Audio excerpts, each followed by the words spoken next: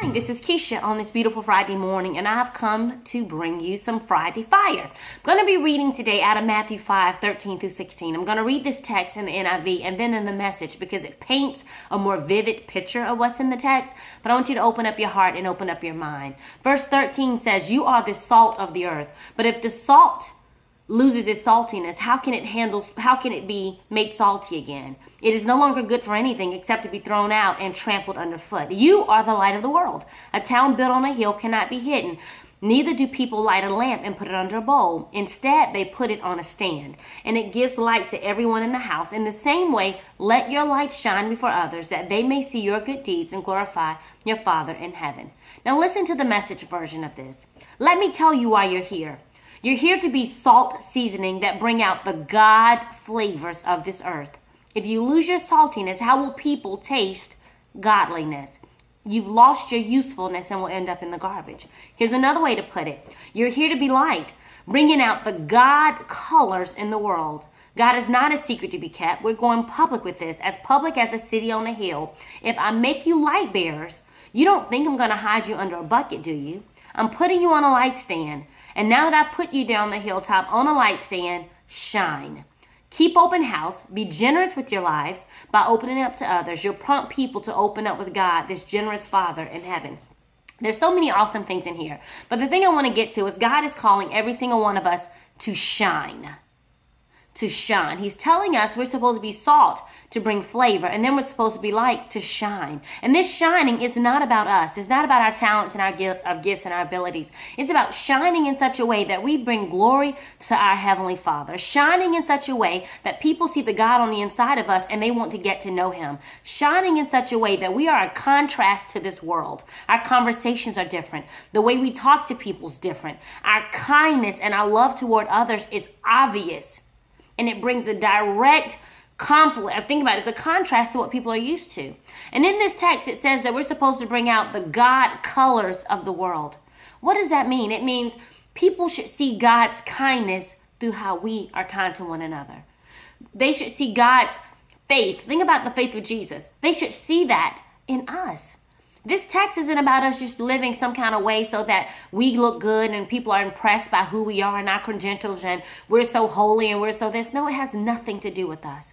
It has everything to do with our Heavenly Father and who we're called to represent. If we're going to be His ambassadors here on earth, then people need to see the true God in which we represent. Nothing grieves my heart more than to hear people say, "I don't go to church because I was hurt. This person hurt me. This Christian said this. This Christian did that." You know what? Christians aren't perfect. None of us are perfect. None of us arrived. Every single one of us are His workmanship, which means He's still working on us. And every day we're supposed to be becoming more and more like Him. But you know what? We need space as we're growing. But you know what, Christians? We got to be living in such a way that people see who we're pursuing. We got to stop talking out of both sides of our mouths. We got to get over this lukewarmness. You know, we're hot in church on Sundays, but then we're cold on Mondays when we get to work. You know, I call it Sunday saints and Monday ain'ts. We got to live lifestyles before people that they understand that we are about our Father's business, that who we represent, who we serve, who we love, who we say love, that love us, is the same God that's available to them. And we make Him attractive. We're the only Bible that some people will ever read. You are their New Testament. You are Jesus with skin on. So shine. Shine. Be on fire for the things that fire God up. Be grieved by the things that grieve God. The things that break His heart should break your heart. Injustice should break all of our hearts. Cruelty should break all of our hearts. Wickedness should bother us. Yes, it should. People should know where we stand by how we live our lives. And in this text, it's saying be salty. We are the ones who are supposed to bring the flavor, not the government. Not city, not people around, not the world, not CNN, not Fox News, not BET. That's not what should be flavoring up the world right now. It should be us. We should be the salt seasoning in the world right now. We should be consistently loving, consistently encouraging, consistently building up, consistently serving. People should know who you are by the way you live your life, not by what you're posting on social media. I pray that the same person you're posting is the same person you're being. Let's get over talking out of both sides of our mouths. Let's get focused and let's get fixed. That's the only way we're going to shine and bring Him glory. That's the only way we'll be light in dark places. That's the only way the culture and society will see that what we have to offer is the best thing out there. It doesn't get any better than Jesus. It doesn't get any better than having a personal relationship with him. Drugs, sex, relationships, nothing can satisfy you like an intimate and personal relationship with Jesus. But people won't know that until we show that. How do we show that? We shine. We shine for him when we feel like it. We shine for him when we don't. We shine for him when the world is dark. We shine for him when there's confusion and chaos.